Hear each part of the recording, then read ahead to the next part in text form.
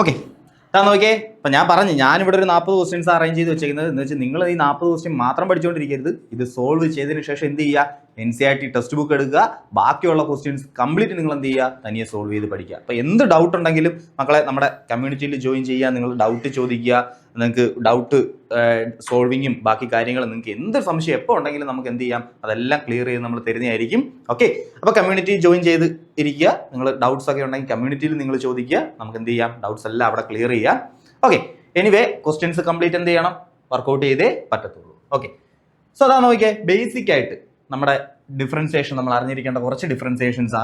F of x, x raise to എൻ്റെ derivative എന്താ, n x raise to n-1. For example x ക്യൂബിന്റെ derivative എന്താ, x ക്യൂബിന്റെ derivative എന്ന് പറയുമ്പോൾ 3x² വരും. 3 അതേപോലെ എഴുതുക, 3ൽ നിന്ന് 1 കുറച്ച് എഴുതുക. എക്സ് റൈസ് ടു 4ന്റെ ഡെറിവേറ്റീവ് എന്താ, എക്സ് റൈസ് ടു 4ന്റെ ഡെറിവേറ്റീവ് 4x³ എന്നൊക്കെ അറിയാവുന്ന കാര്യം. Okay, so basic. അടുത്തത് സൈൻ്റെ ഡെറിവേറ്റീവ് കോസ്, കോസിന്റെ ഡെറിവേറ്റീവ് -sin, ടാനറ്റ്സിന്റെ ഡെറിവേറ്റീവ് എന്താ sec²x. ഇനി ഒരു കാര്യം കൂടെ പഠിച്ചോ, കോട്ടക്സിന്റെ ഡെറിവേറ്റീവ് എന്താ, കോട്ടക്സ്, കോട്ടക്സിന്റെ ഡെറിവേറ്റീവ് ടാന്റെ സീക്ക, അങ്ങനെ കോട്ടിന്റെ കൊസീക്ക്, കൊസീക്ക് കൊസീക്²x. ഓക്കെ, ഇനി സി ഉണ്ടായതുകൊണ്ട് ഒരു നെഗറ്റീവ് വേണം, അങ്ങനെ ആലോചിച്ച് വെച്ചിരുന്നാൽ മതി. സി വരുന്നതിനെല്ലാം എന്ത് വരും, ഒരു നെഗറ്റീവും കൂടെ വരും. കണ്ടോ, കോസിന്റെ ഡെറിവേറ്റീവ് സി വന്ന് കോസിന്റെ ഡെറിവേറ്റീവ് എന്താ -sin വന്നു. ഓക്കെ, സി വന്നാൽ ഒരു മൈനസും കൂടെ എടുക്കണമെന്ന് ആലോചിച്ച് വെച്ചിരുന്നാൽ മതി. ഓക്കെ ആണോ?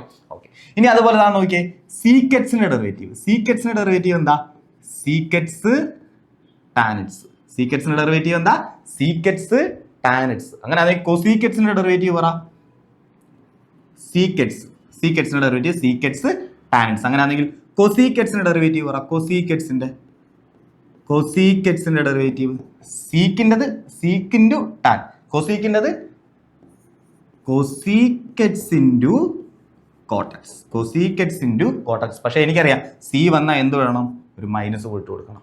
ഓക്കെ, സോ ഇത്രയും ഡെറിവേറ്റീവ്സ് എന്ത് ചെയ്യുക, പഠിച്ചു വെച്ചേക്കുക.